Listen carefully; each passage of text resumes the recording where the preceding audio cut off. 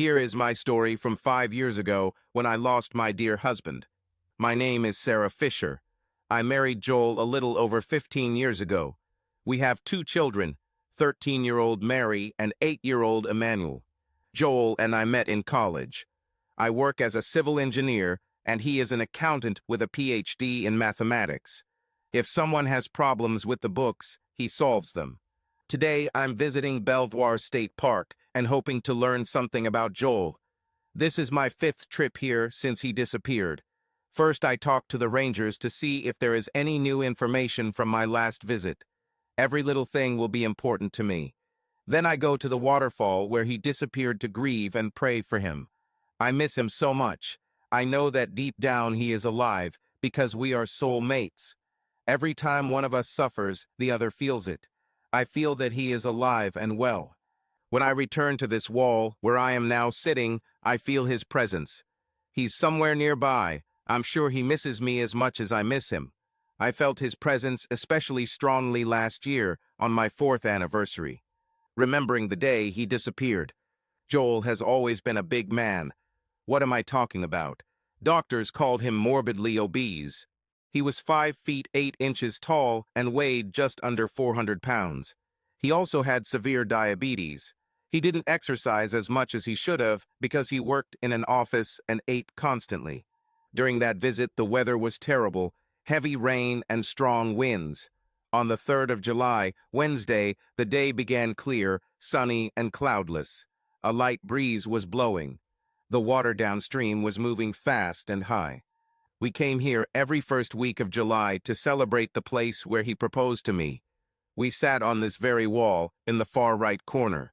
If you've been here, you know that this is where the wall begins to descend and disappears into the forest. It's a short walk of about half a mile from the parking lot.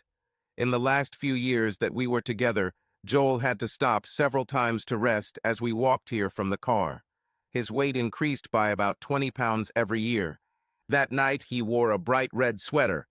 In the morning, we went to the metal railing to take a photo of the waterfall from the top. There was a loud scream from a woman, and I saw a red flash fall from the waterfall.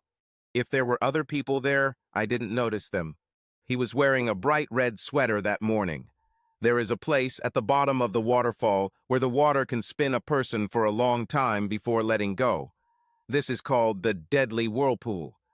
Water in a stream more than 6 feet deep continues to flow further. They found his fanny pack by the stream, with his wallet, camera, and important medical supplies that he always carried with him. They also found torn pieces of his shirt washed ashore on both sides of the stream at a distance of 2-3 miles. The owner of the hotel where we always stayed was there that day. He was very kind and tried to console me. Last year, I met a man who looked like a forester sitting in the far corner and seemed lost. He had a huge, muscular body, long, unkempt hair and beard.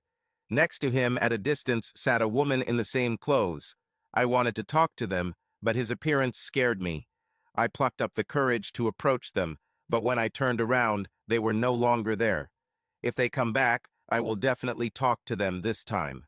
Caroline is the last surviving member of a family that has lived in these mountains for almost 300 years.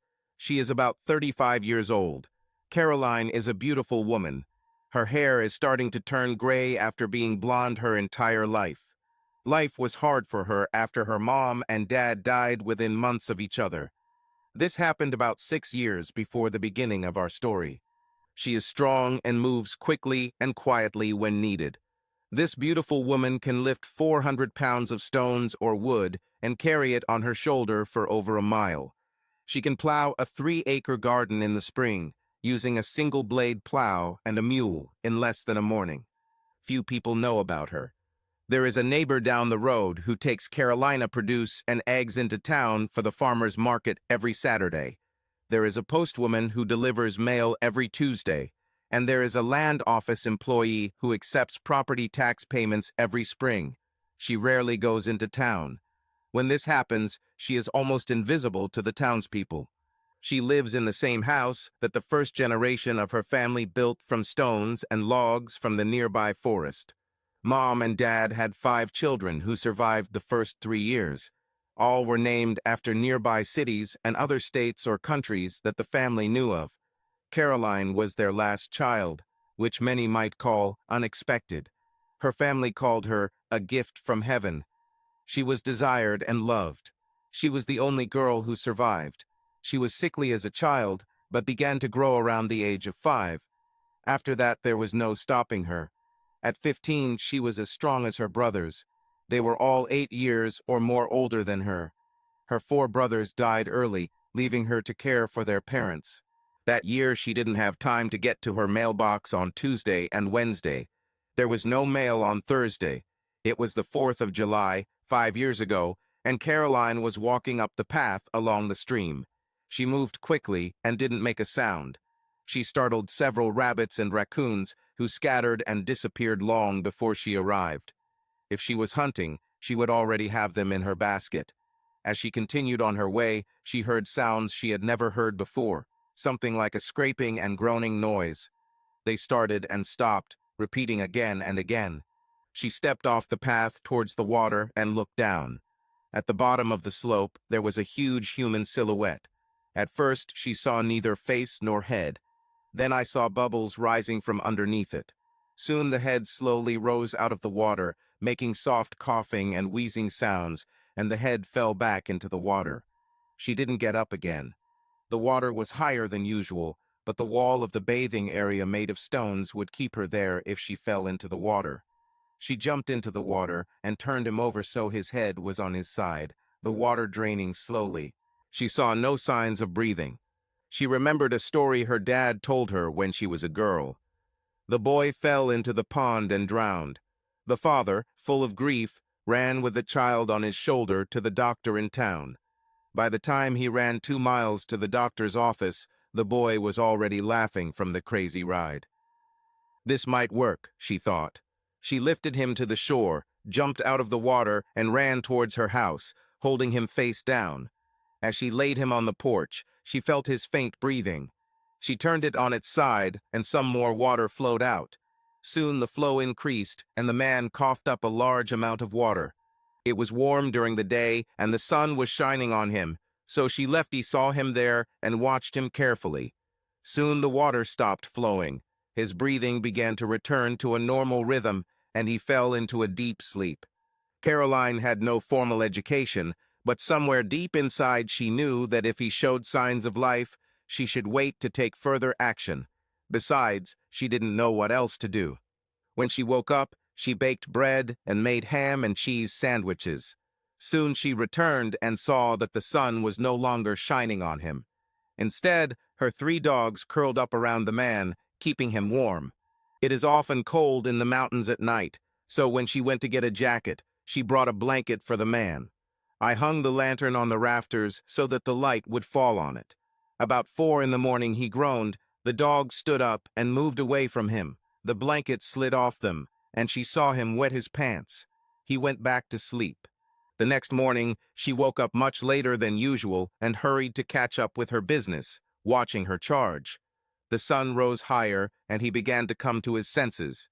After it became clear that he could not sit up due to dizziness, he turned his head to the side.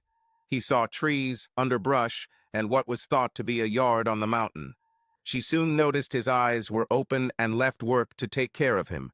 Early in the morning, she brought her mother's nurse's notes and searched until she found the necessary prescriptions. He had a so-called death rattle in his chest. She knew he had pneumonia, and if not treated quickly, it could kill him. She began preparing tea according to one recipe and a poultice according to another. He took only a few sips of tea, but did not drink more. She applied the poultice as she had been taught. He didn't like it even more than the tea. Soon he got tired and fell asleep. When I woke up a few hours later, I noticed that the wheezing had almost gone away. Caroline gave him warm broth, slightly sweetened with tea. In the evening, he slept in the bed next to her, since there was no other suitable large bed. He didn't remember any of his names, so she suggested William. With the help of gestures, he showed her that he did not remember anything, not even his name. She knew he could hear because he flinched several times when the dogs came up behind him. After she told him that they were dogs and their names, he tried to speak, but could only make moans and squeaks. She hummed a note, and soon he was able to hum too. It took months before he began to use simple words correctly. He wanted to help with the housework, but was too weak to do much. He tried to do everything she did. Sometimes he would get it right and spend the whole day doing it. He never forgot a task if he performed it correctly.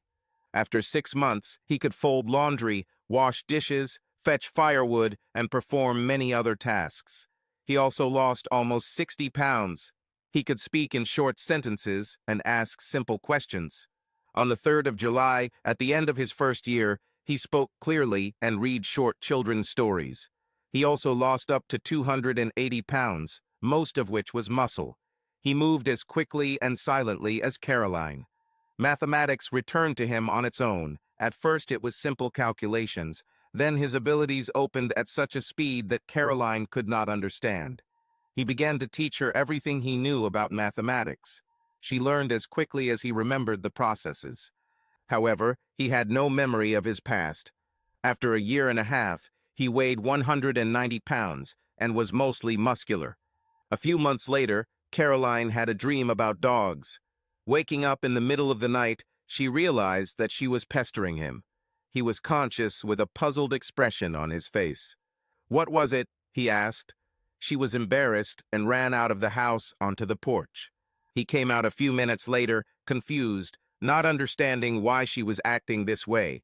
Shyly, he said quietly, "Did we do something wrong?" And again, "Why did it feel so good?" What was she supposed to say?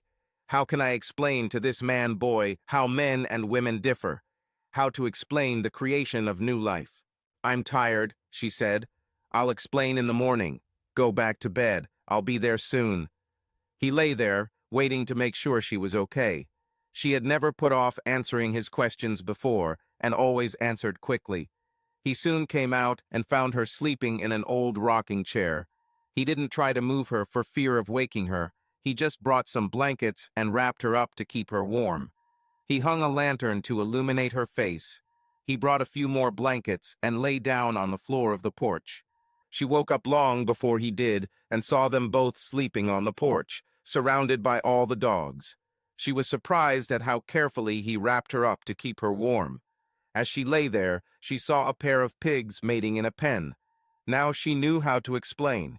She was in her 30s and had no man, about to explain an act she had never participated in to this big, gentle man. She imagined the questions he might ask. "Oh, how can I explain?" "Be as honest as you can," she heard a small voice in her head. After breakfast, she sat William down to explain.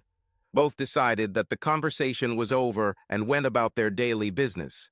When they went to bed that evening, the room was filled with awkwardness. Lying with their faces turned away from each other, they could not fall asleep for a long time. Finally, William said softly, "I'm really sorry." Caroline waited a moment and replied, "I know.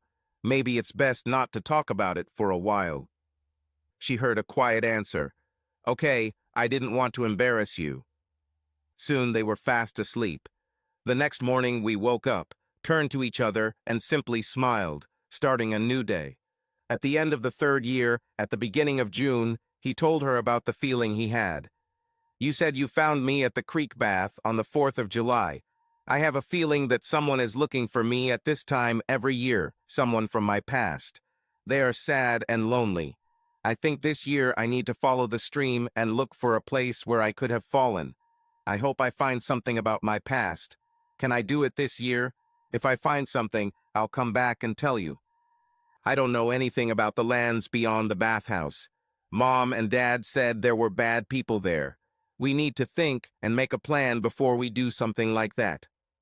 Both found no reason not to go explore. So they set out on the 2nd of July, making sure the animals had enough food and water.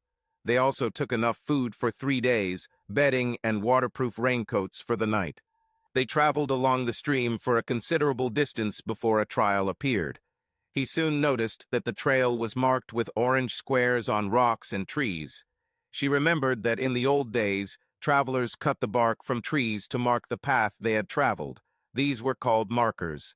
Dad told them about this in one of his stories. Soon they heard the roar of a waterfall ahead. They came to the bottom and stood in amazement. After a while, when nothing changed, it began to get boring, and they decided to go down the path while the sound of the waterfall was barely audible. They then turned left and walked a short distance into the forest to set up camp for the night. The next morning, as they cleared out camp, I began to feel the same as every 3rd of July. At first, it was a slight feeling, as always. Over the next hours, it became more and more intense. Caroline sat next to him, and they talked quietly for a long time. When they returned to the picnic area after lunch, the feeling was very strong. Caroline moved away from him so he could concentrate. The man was confused and sad, he felt it. Who is this man, he thought. Over the next hour, most of the people left and were replaced by new ones, except for the woman sitting on the wall. Caroline walked around the stranger and soon found herself behind her. The woman sat and watched the people coming and going, their faces as they came to see the falls. It took 2 times for the woman to realize that the voice was addressed to her. Caroline spoke for the 3rd time. Today really was a beautiful day. Yes, it is, Sarah answered. Do you come here often? Their accents and sentence structure were different, but they began to understand each other as they continued to talk. Are you with that man on the other wall? Asked Sarah. Caroline replied, Let's just say William is family. It was the only way she felt she could answer honestly. Sarah knew all of Joel's relatives. She was disappointed with this answer. When she looked at him, he felt her feelings and was sad for her. After a short conversation, Caroline returned to him. William stated that this was the woman who made him feel. She is very upset now. She was hoping for different answers. Can we find a way to get to know her better? Sarah was on the verge of tears as she slowly stood up to leave the place. Caroline quickly stood up and followed her to the path. We're sorry to see you upset, she said, touching her arm to get her attention. Sarah replied, There was an accident here many years ago, and I lost a loved one. Her grief was so great that she could not tell the details. The feelings were so strong that she wanted to burst into tears. Caroline thought there was a lot more to this story. She needed more time to figure everything out. She suddenly blurted out, We'd like you to visit us tomorrow if you can. Sarah felt joy in William's thoughts. She was going to refuse, but then changed her mind. She turned and replied, I think I'd like that. You will find Gilead on the map. It is east of here, coming into town from the north on Highway 34. It ends at Main Street, turns right and drives to the end of the pavement. Then continues straight along the road. When you see the fence covering the Smith-Jones mine, see a small dirt road to the right. Drive until you see the first house and continue about 5 miles until you see a faded red mailbox on the right. Park at the trailhead between the box and the bridge over the creek. The bridge is old and looks precarious, but it is strong and durable. I'll meet you there. It was a long walk back to the hut. They got back before it got dark. Thank God for the long summer days. They walked quickly, silently. William was sure that the woman left the waterfall in a joyful mood and told Caroline about this. Caroline began to realize that she might soon be left alone if Sarah turned out to be his wife. She thought about this as she moved. Everything had been fine before he came, and she would survive if she were left alone again. She realized how much a companion adds to her life. Sarah returned to her friend's hotel for the night. She was full of hope and happier than ever. She read the mood of that man at the waterfall. He was the one she had felt all these years. What could she say to her friend, she thought. Rick comforted her the day Joel disappeared and seemed more interested in her than a friend. Many times he hinted that he would like to take their relationship to another level, to be more intimate. Sarah was able to keep it from developing while she felt Joel's spirit communicating with her. But she began to wonder what it would be like to be with Rick. She will never betray her love for Joel as long as she feels him nearby. The only thing she couldn't understand was how that person could be the one who fell from the waterfall. The changes were too great to justify this thought. William was worried when they went to bed. He felt the confusion in her thoughts and was worried. Sarah was already asleep by then, but woke up with excitement, thinking about the shy stranger and his relationship with Caroline. William and Sarah fell asleep about midnight, worrying and wondering about each other. The morning came early for Villa Three Ma and Caroline. They needed to catch up on things they had missed before their guests arrived.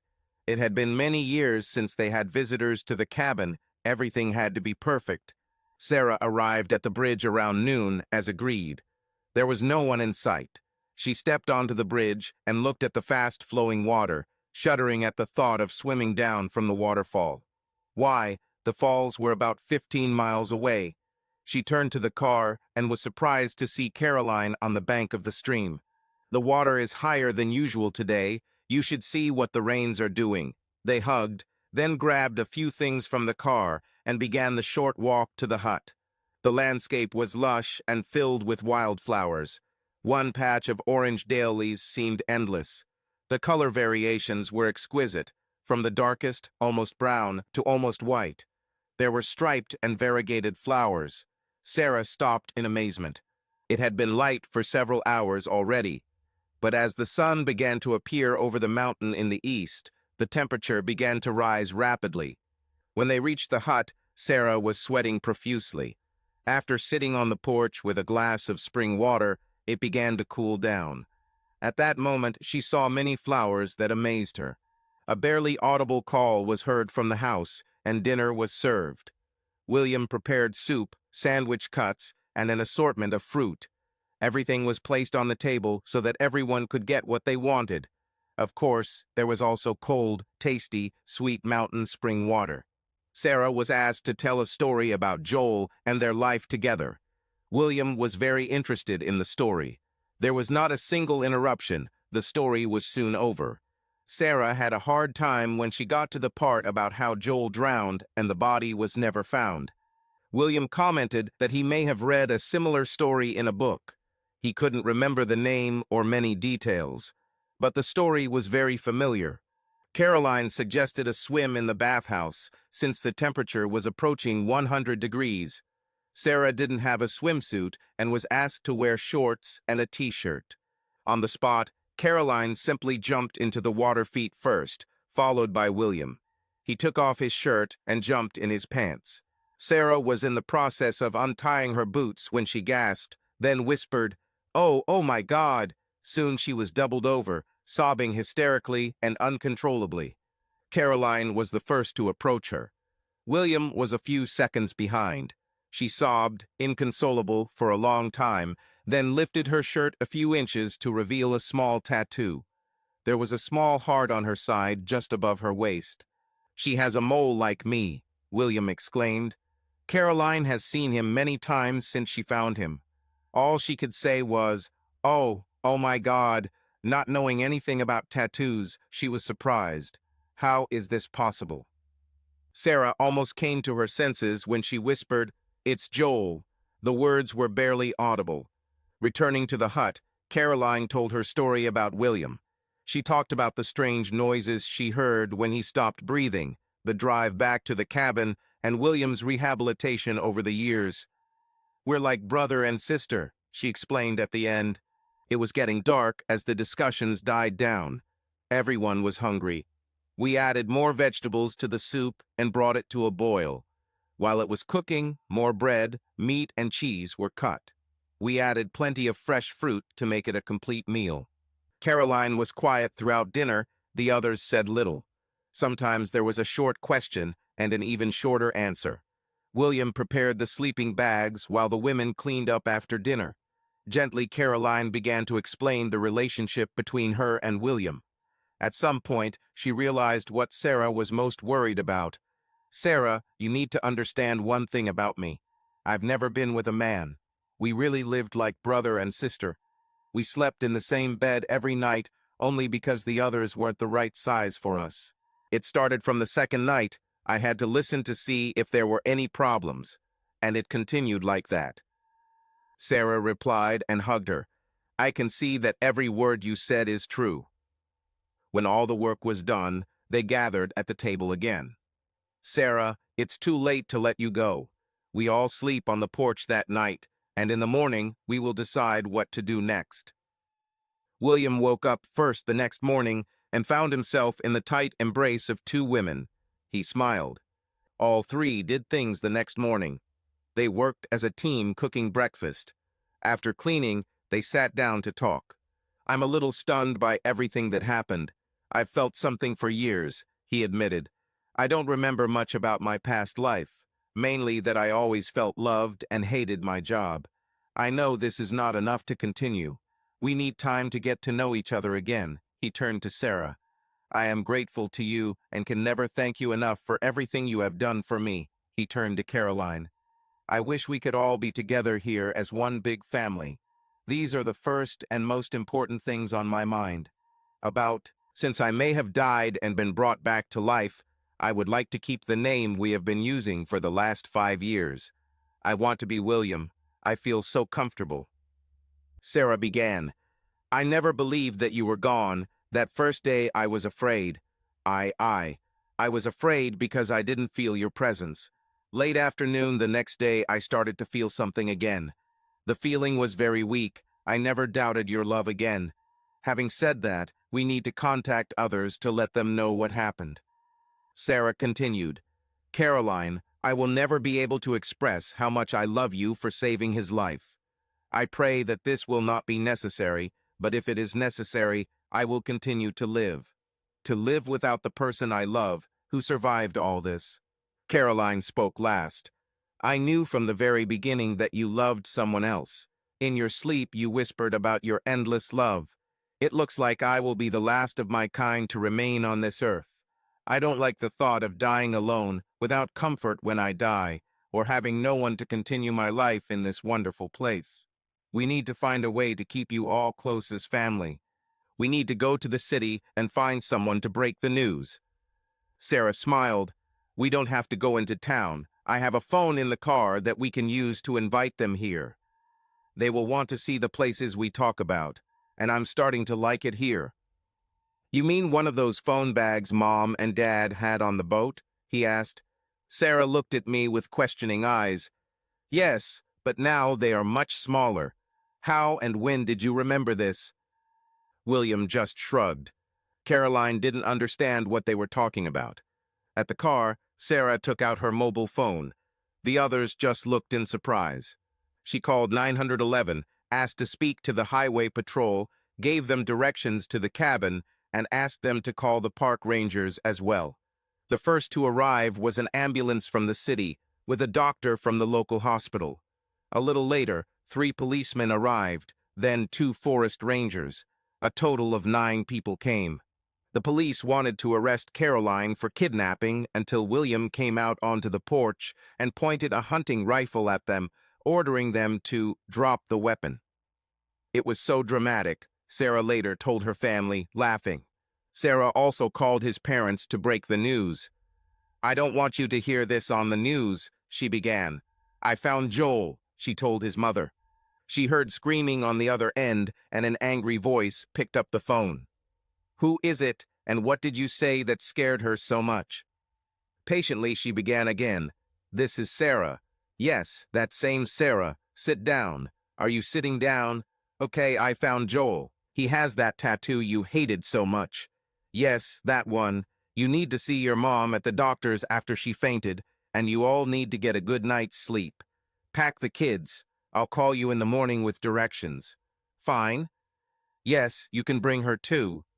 She put down the phone and smiled. "Mom and Dad are still the same." William smiled. More memories were coming back. Meanwhile, in the hut, the questions began. Sarah pulled out a copy of the report to give the police some information about the case. Then Caroline began to tell her story. Everything fell into place, explaining the disappearance and finding of Mr. Pa Joel Fisher. The forest ranger followed his reports, and everything matched. "We sent a search party down the creek to the river. The report mentions disturbed soil at the site of the bathing area. We couldn't find a path leading from there, so we assumed it was local children playing on a hot day. The only broken area led to the road and back. Some questioned whether she could carry it, which weighed nearly 400 pounds. She flushed and asked the guy, 'How much do you weigh?' 'About 350. Caroline picked him up so quickly that she was halfway across the yard before he realized it. She ran to the pigsty and asked if he wanted to visit them. He shook his head to indicate he didn't want to, and she ran back, carelessly tossing him onto the bottom step of the porch. She stood there, not even out of breath. "Come for a year, and I'll get you in the same shape as him," she nodded at William. Then she laughed. When everything calmed down, the doctor asked if he could examine William. William shrugged and said, "Of course." He conducted a full examination and took blood tests. William remembered some of the things that doctors before him did. "CBC and test for glycated hemoglobin," he asked. He remembered more. The doctor nodded and muttered, "and much more." After his mouth was swabbed, he asked, "DNA test?" The doctor nodded again. The excitement gradually died down, and everyone returned to their daily routines, all except one forest ranger. William walked slowly towards David Fisher, the ranger, and Caroline. She motioned for him to continue. "William, this is David. David, meet William." Caroline laughed from time to time, as did David. William apologized and walked away. When he reached Sarah, they both spoke at the same time. They are in love with each other. The laughter spread all the way to the couple, who soon returned to the porch. David asked William, "You are her closest relative. Can I visit her sometimes? If she wants to see you, I think that will be fine." Everyone smiled, especially Caroline. It got dark and David had to go back. She and a dozen dogs escorted him to the truck. She took his hand as they approached the edge of the yard. They walked like this until they were out of sight, and probably all the way to the truck. The next morning, Sarah went to a hotel where she stayed near the park. Rick was furious about her disappearance. He began to scold her. He didn't notice how Caroline and William approached him from behind. Caroline said in a soft but firm voice, "Never talk to a lady like that, and you have no right to talk to her." He turned to Caroline to correct her as an arm slung over his shoulder and lifted him into the air. He was quickly turned around to face a huge man standing next to a woman of the same size. Realizing what had happened, he became frightened and his knees gave way. He remained standing only thanks to the hand holding him. The huge man stared into his eyes, trying to remember where he had seen this small man before. William's eyes began to turn red. His face took on an expression that would frighten the devil himself. Caroline had never heard the noise that soon came out of William's mouth. The words could make a drunken sailor blush. William hit the man.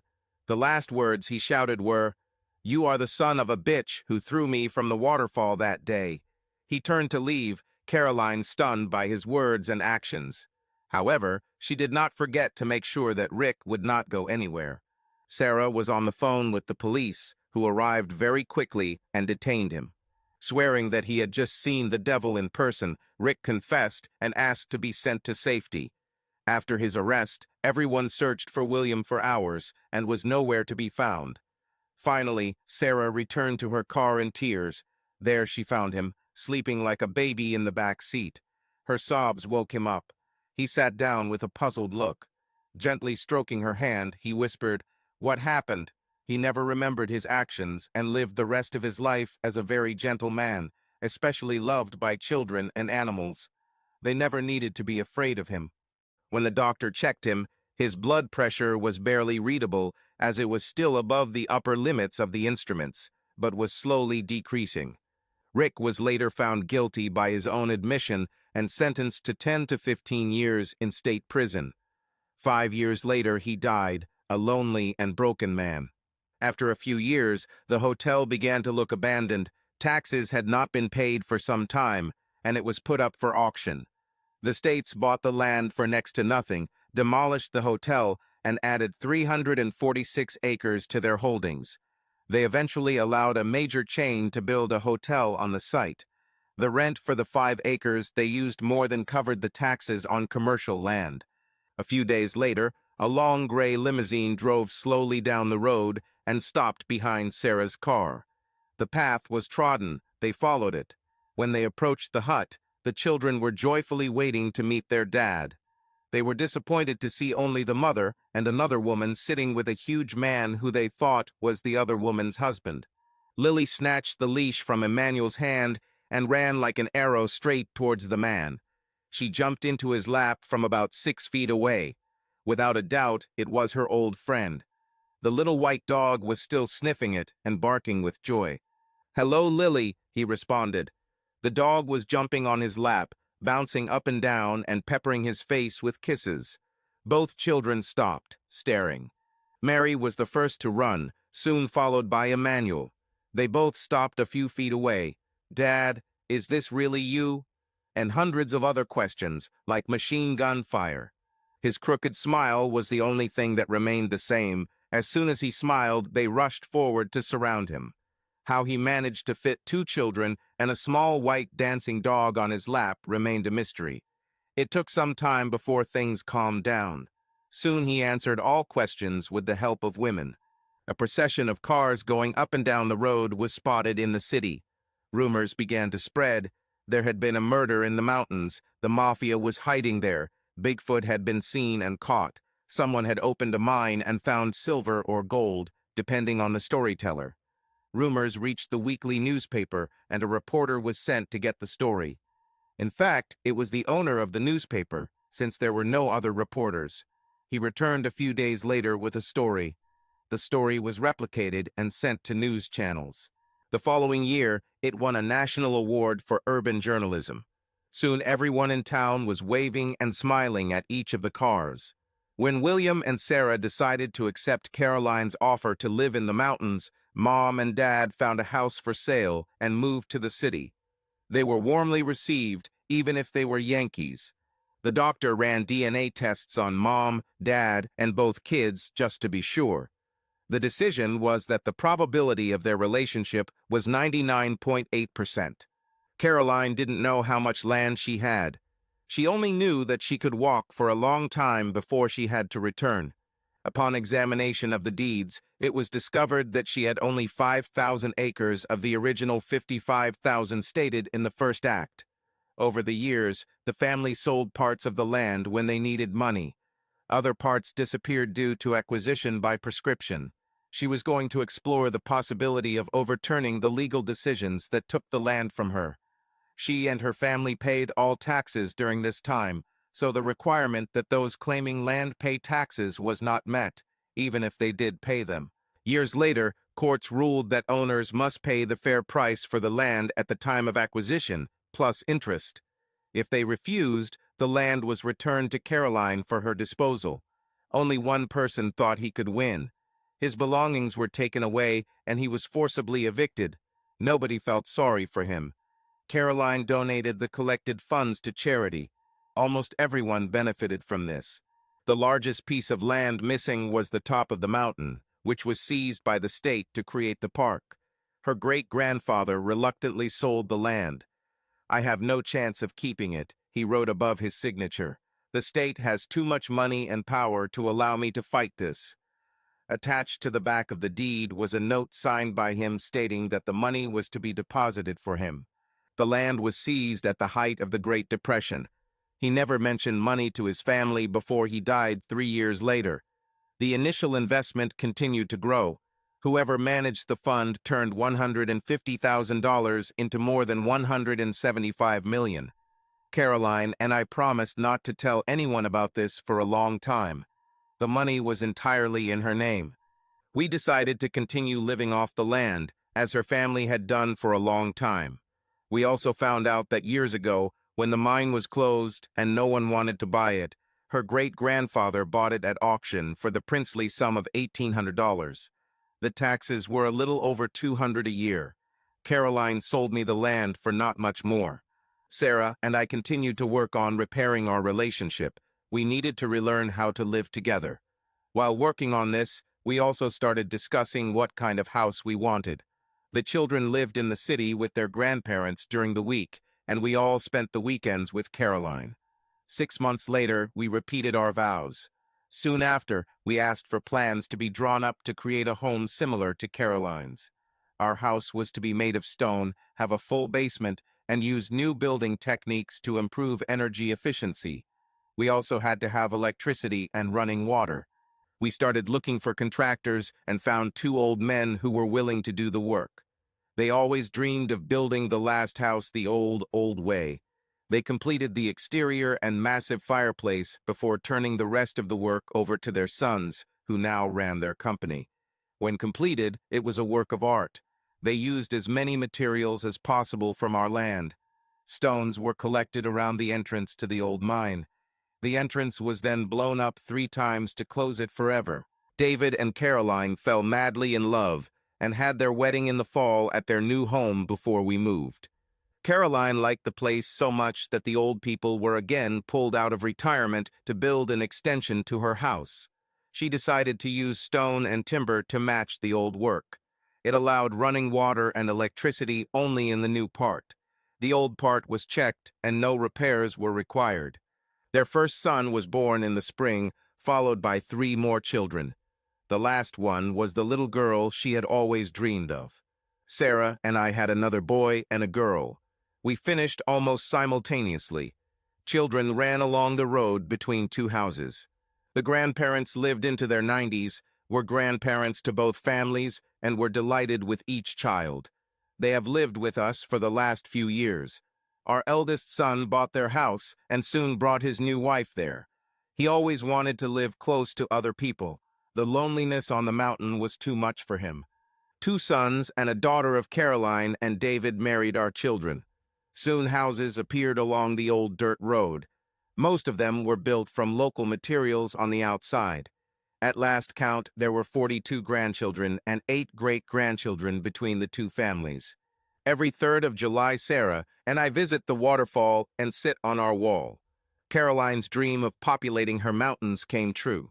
Subscribe to our channel so that your love doesn't cheat on you, and go ahead and listen to the next story, because this story is nothing compared to the next one. If you're under 18, don't even think, click to the next one.